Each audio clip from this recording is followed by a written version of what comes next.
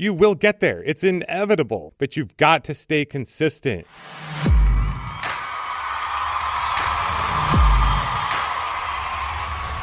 Hey, what's going on, my fellow and future millionaires? Welcome to another episode of the Millionaire University Podcast, the only school where you graduate rich, not broke. In today's episode, we are going to continue the discussion that we started last week on traits of successful entrepreneurs. What is it that separates the best from the rest? What is it that makes the 1% income earners the 1%? And I'm here to tell you right now that these are absolutely traits that anyone can possess, anyone can learn, anyone can develop. It's just important that we talk about these things. And as we talk about them and we give a lot of examples, what I was talking to Tara about is I think the coolest thing about doing a series like this is not just sharing what the traits are, but it kind of allows you to get inside my brain a little bit and allows me to share stories and experiences and examples of what we're talking about, because that's what it's all about. The more we can help you think and act like a millionaire, the rest is just going to follow. And once again, it's not just about being a millionaire, bling, bling. And the truth is, being a millionaire these days isn't even that big a deal. Like, your minimum goal should be to be a millionaire, right? But if we can get you to think and act as the most successful people do, then the results will naturally follow. So if you haven't yet had a chance to listen to last week's episode, I recommend you start there first. That's episode 72, and then continue on with this episode, episode 73. So just a quick recap, we are discussing 26 traits of successful entrepreneurs. And not only that, these are in alphabetical order. There is one for every letter of the alphabet. So in our last episode, we covered A, B, C, D, easy as 1, 2, 3, ba, ba, ba, ba, ba, ba, ba, ba. And so today we will continue starting with E and see how far we get. Success trait number 5, E, is execution. I have said this before, and I will say it until the day that I am called back to my heavenly home. Ideas are a dime a dozen. Execution is everything. It is not hard to come up with an idea that can be incredibly successful. I could literally rattle off 100 just right now in this one episode alone. I will give them to you. Like, it is not hard to come up with an idea. Figure out something that you're passionate about, something that you're good at, do some research on it, see what other people are doing, put your spin on it. And then it's really all about executing. Like, I don't mind sharing all the ideas that I have, because the truth is you got to execute, and everyone's going to execute in their own way. Execution is king.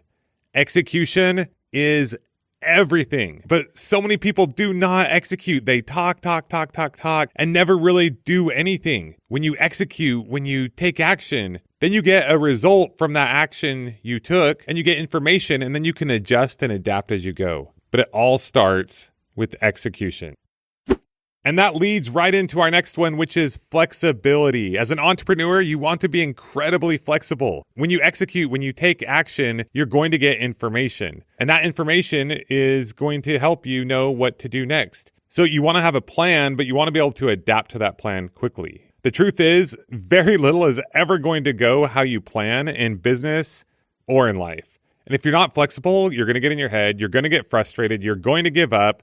You're never really going to get anywhere. I cannot tell you how many times on a daily basis that I need to be incredibly flexible with what I'm doing. I literally just got off a phone call where I had to be super flexible. There are people that I am currently working with and or have been trying to or wanting to work with for a long time, and plans that I put in place, and things don't always go exactly how you plan or hope. The key is that ultimately you know where you're going, and you're constantly pivoting and adapting. If you want to get to a certain destination and you're in an airplane, you're constantly adapting slightly, this degree or that degree. But as long as you know where you want to go and you constantly adapt the way to get there, then you're still going to reach your destination. But you have got to be flexible. You've got to know upfront that you will never reach 100% of your goals exactly the way you want to all the time.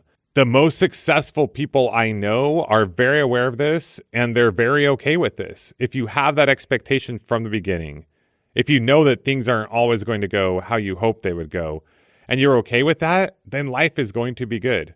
Recently, we started watching Mr. Beast with our kids occasionally on the big screen TV in the living room. which has been a lot of fun. And we were watching this episode of these people that stayed in this room together for like 100 days. And occasionally Mr. Beast and his team would come in and they would bribe them with different things that would help that stay be more enjoyable. And one of the times there was this mystery box, and they chose not to get the mystery box. Now, I'm kind of butchering it. Go watch the episode if you want to see exactly what happened. But it was so interesting because in the mystery box, like if they would have taken the mystery box, they would have gotten brand new Teslas. And they chose not to take it, and they didn't get the Teslas. And the girl on this episode of Mr. Beast was so frustrated, literally for days. She was just like, I cannot believe that I made such a big mistake, that I did something so wrong, and I didn't get the Tesla. She was in such misery. And the guy, you could tell he was just like, yeah, whatever. I'm happy with my Prius. But what was happening is the guy never had the expectation of having the Tesla. He was flexible. He was like, whatever. And he was a lot happier in that situation, as to where this girl was causing all kinds of misery for herself from a car or something that she never even had to start with. But she was so frustrated that she didn't have it. I mean, the truth is there is so much opportunity out there. There is so much that we don't currently have that we could have if we had a crystal ball. Or we can have if we just take action, right? But that's kind of what we're talking about here. But the key is being flexible to change. The key is being flexible to things not always working out perfectly. The key is being flexible to things that are presented to you in your life and adapting as you go. I always say have a plan and adapt to that plan. You want to be flexible. You want to be adaptable. It will make your life as an entrepreneur so much better. Don't beat yourself up. The faster you can adapt and change, the better. Not long ago, we had Bill Allen on, and he was talking about the OODA loop and HTP. Hypothesize, test, pivot. The faster you can have a hypothesis, the faster you can have an idea. You test it out, you try it out, and then you pivot accordingly. The faster you can do that, the better off you're going to be. So you want to be incredibly flexible as an entrepreneur. Number 7 is a little outside of the box. G stands for generous. Most successful entrepreneurs I know are incredibly generous. Now, we all know people who are not generous, who do make a lot of money. I don't see those people as being incredibly happy or all that happy. And so to me, they're not successful. Now, when I say generous, I'm not just talking about take all your money and give it all away. I think being generous means a lot more than that. It means giving people the benefit of the doubt, doing service, be generous with your time. Why are you doing what you're doing? Is it just purely to make money, or is it so you can give back to others in so many ways? Now, I'm a big fan of charity, but even more so, I believe that as entrepreneurs, the biggest thing we can do is start businesses, start successful businesses, and give people opportunities, give people jobs, give them partnership opportunities, teach them something. And whether it's your customers or clients or people you work with that you are generous with, that you always give more than you ever ask, or your employees or your partners, I promise you that is going to come back tenfold. And it may not come back directly through money, although it most likely will. It's going to come back in the way you feel, the way your life is. You're going to be much happier. And ultimately, it's going to be what you want out of life. So don't forget that in this pursuit of making money, the importance of generosity and being generous with your time, with your talents, but also, and maybe most importantly, be generous to yourself. Love yourself, be kind to yourself, be forgiving to yourself, and also be generous to your family and those around you. Be generous with your time. That's why we're doing this, right? So we can have that time to spend with those people, those relationships that mean the most to us. And once you do make a significant amount of money, be generous in sharing that with others. And once again, that might be through hiring other people, through continuing to grow and build. And it might also be through charitable contributions, whether it's people that you know or people that you don't know. It really is what it's all about. And it gives a huge sense of joy and fulfillment, unlike anything else can.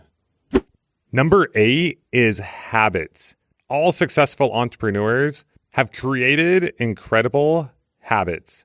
There's a lot of hype and rah-rah out there, and I'm not trying to say that there isn't something to be said about motivation. We all need to be motivated, getting excited, getting pumped, getting juiced, getting jacked. All that is really important. But I know so many people who get all rah-rah and hyped up and excited and, yeah, I'm going to do all this stuff. It's going to be amazing. And then they just kind of like flounder. Success in business or anything in life is all about consistent and persistent actions over a long period of time. That's what will get you there. Like I have a habit of I wake up, I do certain things, and like I get going every day, especially as I was building businesses and trying to create wealth. Like it's just what I did. Like every day I just put in the time. Whatever the next most important thing to do was, that's what I did. And if I wasn't sure what that was, I figured it out and I did it. Similar habits are what helped me get a football scholarship and achieve other things in life. As we often talk about, we currently have 3 teenagers, one of them who recently became an adult. And he's currently trying to develop the habits of work ethic. It's a habit that he has to a degree, but he's got to be able to continue to develop that to a point where he can put in the 40, 50 hours a week if needed. Once again, I'm not talking about working your guts out or the major hustle or never spending time with anyone or seeing anyone or having relationships. No, I'm just talking about having the habits that it takes. The habits that it takes to focus on certain tasks and not constantly be drifting off to social media or YouTube or video games. If you have a clear goal, a clear objective, a vision of where you want to go, and you're willing to put in the work to learning different things that it's going to take to get there, and then you take action, you execute, and then you pivot as you go, and you stay focused and you don't get distracted. You create those habits, you will find success, or success will find you. You will get there. It's inevitable, but you've got to stay consistent. People who fall off the bandwagon consistently and never get back on or fall off more than they get on, they never succeed, whether it's business, whether it's fitness or anything. You've got to create those habits. Successful entrepreneurs have great habits. Not perfect, but they have great habits. And if they fall off the bandwagon for a little bit, they get right back on and they keep going. Habits are huge in determining the success you'll have as a business owner. The last success trait that we're going to cover today is also a little unique, but every successful entrepreneur that I know is impatiently patient. Now, that might sound like an oxymoron, but let me explain what I mean by that. You've got to do things, you've got to believe, you've got to take action as if this thing is going to happen relatively quickly. You've probably heard the saying, shoot for the stars and maybe you'll hit the moon. The truth is, if you hit the moon, that's fantastic. Now, you want to have your BHAG, your big, hairy, audacious goal. You want to try to accomplish things and you want to give yourself big goals with tight deadlines. Because what that does is that causes us to try to figure out how to make that work. Your brain is constantly trying to solve whatever it is that you put in front of it. So trying to accomplish big goals with tight deadlines will allow you to stretch your imagination. But also you got to realize that things in life very rarely happen exactly as planned. So you've got to be patient with yourself. We've mentioned this before, but most people overestimate what they can do in a year and they underestimate what they can do in 5 years, 6 years, 7 years, 10 years. You've got to be patient. But by patient, I don't mean sit around and not take action and not do anything. I mean just the opposite. That's why we say impatiently patient. You've got to get out there and you've got to make it happen. You've got to take that action. You've got to believe what's possible. You've got to help other people catch that vision. You've got to learn the things. You got to do the things. You got to adjust and pivot. If something's not working, try something else. Don't let people on your team just be hanging out and farting around and not making things happen. But at the same time, you've got to know that not everything is going to go according to plan. Things won't happen exactly the way you want. And you've got to be patient with that. And know that if you give it time, you have the right habits, you're executing on the right things, you're believing, you're aware of what's possible. With time, things will start to click and they'll start to fall into place.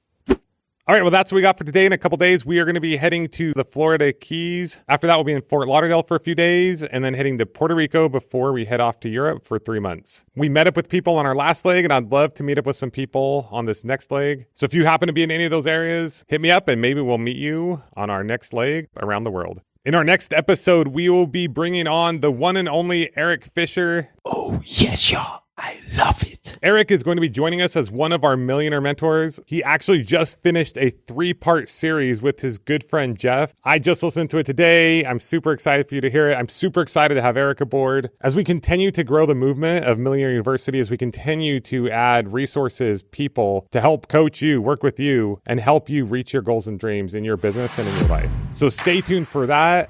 If you enjoyed this episode, please share with a friend. If you have yet to get our free business course, you can go to millionaireuniversity.com/training. Keep taking action in your business. I believe in you. Believe in yourself. You got this. And we will talk to you next time on the Millionaire University Podcast. Until next time, class dismissed.